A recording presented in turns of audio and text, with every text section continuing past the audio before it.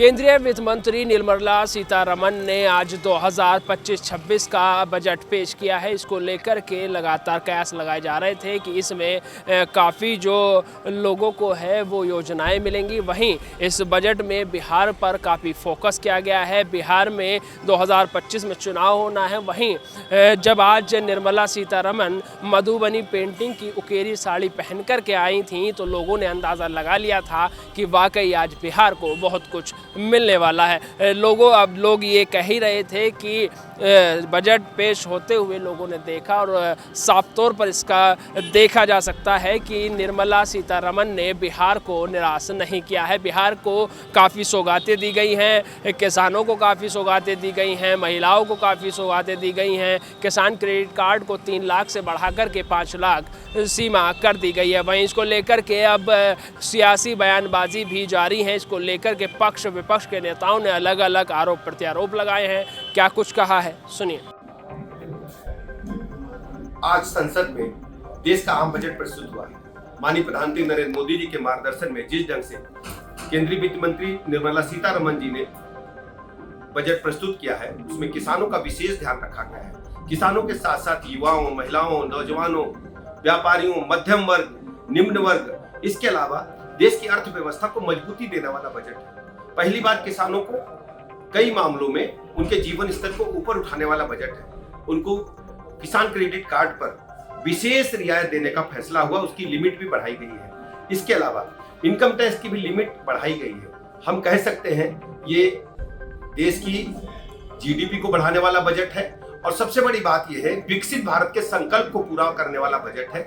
इसमें जो दैनिक उपयोग में आने वाली वस्तुएं हैं, जो मध्यम वर्ग सामान्यतः उपयोग करता है, मोबाइल हो, टीवी हो या अन्य ईवी गाड़ियां हैं, मोबाइल की बैटरियां भी सस्ती होंगी, जिससे दैनिक उपयोग में आने वाली वस्तुओं के दामों में गिरावट आएगी। किसानों का विशेष ध्यान रखा गया है, महिलाओं का विशेष ध्यान रखा गया है। मैं बहुत बहुत आभार प्रकट करता हूं उत्तर प्रदेश के 25 करोड़ लोगों की तरफ से माननीय प्रधानमंत्री नरेंद्र मोदी जी का, और उम्मीद करता हूं कि देश शीघ्र ही विकसित भारत के संकल्प को माननीय मोदी जी के नेतृत्व में पूरा करेगा और उत्तर प्रदेश को विकास को नई गति मिलेगी। बहुत बहुत धन्यवाद। बजट में किसानों को कर्ज मुक्त करने का प्रावधान होना चाहिए था, लेकिन सरकार ने दोबारा कर्ज देने की बात कही है। किसान क्रेडिट कार्ड में 3 लाख से 5 लाख तक की सीमा बढ़ा दी गई। ऐसे में किसानों को कर्ज के जाल में फंसा दिया गया और जो किसानों की ज़मीन है वो कॉरपोरेट जगत को उनके हवाले सौंपने की एक साजिश बना दी गई। सरकार ने किसानों की आय दोगुनी करने पर, एमएसपी गारंटीड कानून पर, इस पर कोई बात नहीं की। यह बजट जो है जनता बनाम कॉरपोरेट रहा। सरकार पुराने बजट को नए सिरे से कॉरपोरेट के हवाले कर दिया गया है। देश का किसान इस बजट को सिरे से नकारता है। जय जवान जय। देखिए, आज जो किसानों के लिए बहुत ही हर्ष और उल्लास का दिन है। ऐसा ऐतिहासिक बजट अब से पहले किसानों के लिए कभी नहीं हुआ। और किसान क्रेडिट कार्ड एक किसानों के लिए एक तरीके से बहुत ही बड़ा कवर होता है। उनको कभी भी दुख में ऐसे ये क्रेडिट कार्ड हमेशा काम आता है। तो 3 लाख से बढ़ा के 5 लाख किया, इसके लिए मैं प्रधानमंत्री जी को और वित्त मंत्री जी को बधाई देता हूं और आभार व्यक्त करता हूं। पार्लियामेंट में पेश किया गया इस बजट को देख के स्पष्ट है कि आदरणीय प्रधानमंत्री जी का जो विजन है, श्रेष्ठ भारत, आत्मनिर्भर भारत और 2047 तक जो आदरणीय प्रधानमंत्री जी ने विकसित भारत का संकल्प हम सबके सामने रखा है, ये बजट पूरी तरीके से उसे दर्शाता है। और इसमें खास तौर से नारी, युवा, किसान और नौजवान, इन 4 श्रेणियों के में इस बजट को समर्पित किया गया है। किसान के लिए जहाँ क्रेडिट कार्ड की सीमा 3 लाख से बढ़ाकर 5 लाख करी है, तो मिडिल इनकम ग्रुप के लिए 12 लाख तक की इनकम को टैक्स फ्री करने का एक बड़ा निर्णय, ऐतिहासिक निर्णय प्रधानमंत्री जी ने किया है। और इसके साथ ही साथ स्टार्टअप के साथ इनोवेशन, इन्वेस्टमेंट अपॉर्चुनिटीज और इंफ्रास्ट्रक्चरल डेवलपमेंट पे खास फोकस करते हुए ग्रामीण क्षेत्र का विकास के साथ साथ शहरी क्षेत्र के विकास को भी प्राथमिकता इस बजट में दी गई है। मैं ये कह सकता हूँ कि ये संपूर्ण बजट पूरे श्रेष्ठ भारत की एक नींव रखने में एक अहम भूमिका निभाएगा और आदरणीय प्रधानमंत्री जी की विकसित भारत की संकल्पना को पूरा करने में एक मील का पत्थर साबित होगा। सरकार ने बजट पेश किया है, कैसे देखते हैं इसको? पॉलिटिकल बजट, राजनीति के तमाम सारे उन बातों से घिरा हुआ बजट जहां बीजेपी को फायदा हो। इस देश की आम जनता का कोई ऐसा टैक्स नहीं, बजट में कुछ ऐसा नहीं है जिसके लिए ये कहा जाए कि हाँ सरकार ने आम जनता के लिए कुछ किया है। हर बार रिबेट की बात होती है, टैक्स स्लैब की बात होती है। इस बार कहा जा रहा है कि इतने लाख तक का लोगों को टैक्स नहीं पड़ेगा, उनको रिबेट्स मिलेंगे। मैं इन सारी बातों को अभी अफवाह के तौर पे लेता हूँ, क्योंकि सरकार बताती कुछ है, दिखाती कुछ है और वो होता कुछ है। कागजों में उसकी बात कुछ और होती है। ठीक वैसे ही कि 15 लाख मिल जाएंगे हर नागरिक को, आज तक नहीं मिला। 2 करोड़ रोजगार नौकरियां मिलेंगी, आज तक नहीं मिली। तो बजट में मुझे ऐसा कुछ नहीं लगता। उसमें एक एंगल इस बात का जरूर आ रहा है कि बिहार को केंद्रित करके बजट को बनाया गया है। तो जो सरकार पूरी तरीके से राजनीतिक आवरण में आके अगर चीज़ों को करेगी तो मुझे नहीं लगता कि देश का विकास होने वाला है। वैसे लोग तबाह हैं, परेशान हैं, बर्बाद हैं।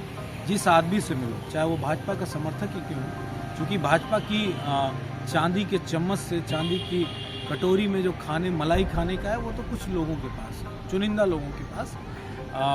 वो मंत्रियों तक ही ख़त्म हो जाता है। मंत्रियों को भी एक दायरे तक ही कमाने और चीज़ें व्यवस्थित करने का मौका है। बाकी उनके कुछ पूंजीपति साथी हैं, उनके लिए पूरी चीज़ें मैनेज की जाती हैं। तो मैं इतना जानता हूं कि ये सरकार सिर्फ झूठ बोलती है। बजट का इनका जनता के लिए न तो कल कोई इंटेंशन था, क्योंकि मैंने एक बात बड़ी ज़ोरदार तरीके से कई बार कही, हर बजट में कही है कि अगर कोई सरकार बेहतरीन बजट लाती है, कोई एक प्रोग्रामिंग अच्छी करती है, तो उसको रिमेंबर रखा जाता है, याद किया जाता है। और हर लोग ये कहते हैं कि नहीं साहब, अमुक सरकार ने इस तरह की कोई पॉलिसी बजट के थ्रू बनाई थी तो उससे अमूलचूल परिवर्तन हुआ।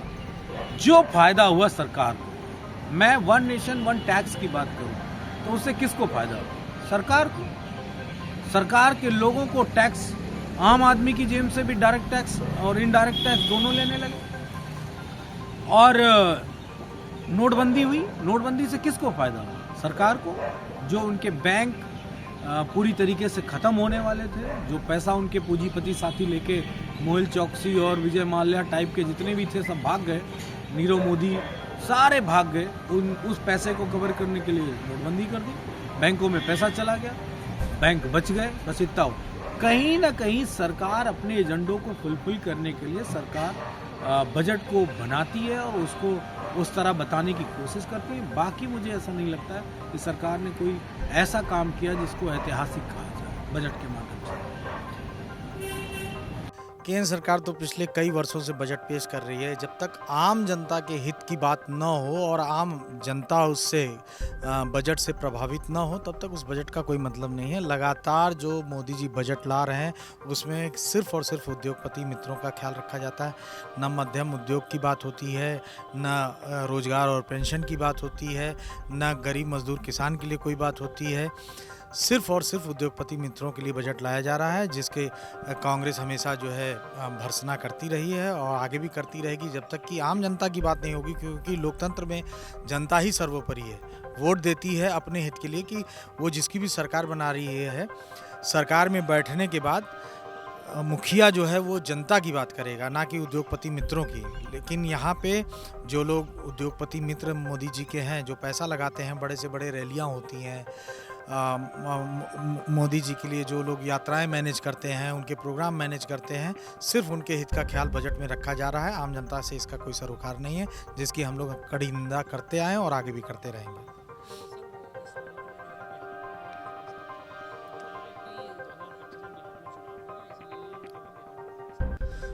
मोदी जी जहाँ भी जाते हैं चुनाव में उस राज्य को नंबर 1 बनाने लगते हैं और जिस राज्य में चुनाव होता है वहाँ से अपना अटूट रिश्ता जोड़ते हैं। बजट में बड़े बड़े लुभावन वादे करते हैं, लेकिन बिहार में उन्होंने न जाने कितना 70,000 करोड़, 80,000 करोड़, इतने लाख करोड़ वो बोल के आए थे। अब तक उन्होंने इससे पहले क्या दिया है देश ने देखा है।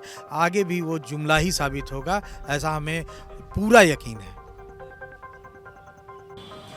वहीं एक तरफ उत्तर प्रदेश के डिप्टी सीएम ब्रजेश पाठक इस बजट को बेहद शानदार बता रहे हैं, तो वहीं भारतीय किसान यूनियन के प्रवक्ता साफ तौर पर कह रहे हैं कि किसानों को उम्मीद से बेहद कम मिला है। वहीं अन्य विपक्षी दल भी लगातार बजट को लेकर के वित्त मंत्री और केंद्र सरकार को घेर रहे हैं, निशाना साध रहे हैं। बहरहाल ये बजट कितना सफल होगा, क्योंकि भारतीय किसान यूनियन के राष्ट्रीय प्रवक्ता राकेश टिकैत का साफ तौर पर कहना है कि कागजों में किसान को बजट तो मिला है लेकिन वो धरातल पर नहीं उतरा है।